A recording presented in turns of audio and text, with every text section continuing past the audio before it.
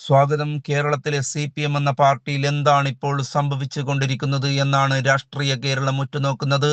മുതിർന്ന നേതാവ് G Sudhakaran party വിട്ടതിനു പിന്നാലെ MV ഗോവിന്ദനും ഭാര്യയ്ക്കുമെതിരെ ഗുരുതര ആരോപണങ്ങൾ ഉന്നയിച്ചുകൊണ്ട് CPM കണ്ണൂർ ജില്ലാ സെക്രട്ടേറിയറ്റ് അംഗം TK ഗോവിന്ദൻ പാർട്ടി വിട്ടതാണ് ഏറ്റവും ഒടുവിലത്തെ സംഭവം.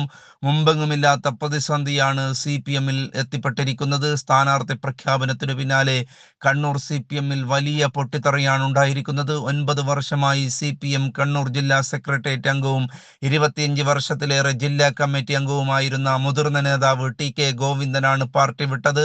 CPM-ന് ഇത് വലിയ പ്രഹരമായി മാറിയിരിക്കുകയാണ്. തളിപ്പറമ്പിൽ ഭാര്യ PK ശ്യാമളയെ സ്ഥാനാർത്ഥിയാക്കാൻ CPM സംസ്ഥാന സെക്രട്ടറി MV ഗോവിന്ദൻ വഴിവിട്ട നീക്കം നടത്തിയെന്ന് ആരോപിച്ചാണ് TK ഗോവിന്ദന്റെ പടിയിറക്കം. ശ്യാമളക്കെതിരെ സ്വതന്ത്രനായി മത്സരിക്കുമെന്നും ഇന്നലെ കണ്ണൂർ പ്രസ് ക്ലബ്ബിൽ വാർത്താ സമ്മേളനത്തിൽ TK ഗോവിന്ദൻ അറിയിച്ചിരിക്കുന്നു. കോൺഗ്രസ് ഉൾപ്പെടെ ആരുമായി ചർച്ച നടത്തിയിട്ടില്ലെന്നും വർഗീയ ശക്തികൾ ഒഴികെ ആരുടെയും പിന്തുണ സ്വീകരിക്കുമെന്നാണ് അദ്ദേഹം വ്യക്തമാക്കുന്നത്. അതിനിടെ തളിപ്പറമ്പിൽ TK ഗോവിന്ദന് പിന്തുണ നൽകുമെന്നും കോൺഗ്രസ് സ്ഥാനാർത്ഥിയെ നിർത്തില്ലെന്നുമാണ് UDF-ന്റെ നേതൃത്വം വ്യക്തമാക്കുന്നത്.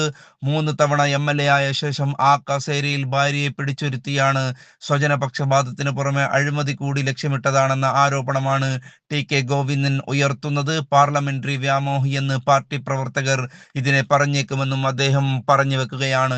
75 വയസ്സിനിടെ സ്ഥാനം മോഹിച്ച് ഒരു നേതാവിന്റെ അടുത്ത് പോയിട്ടില്ലെന്നും ഗോവിന്ദന്റെ ഭാര്യയേക്കാൾ എത്രയോ യോഗ്യരായ ആൾ മണ്ഡലത്തിലുണ്ടെന്നും അദ്ദേഹം വികാരാധീനനായി പറയുകയുണ്ടായി. KK ശൈലജയെ പേരാവൂരിൽ മത്സരിപ്പിക്കാൻ അയച്ചത് ഒതുക്കാൻ വേണ്ടിയാണ്.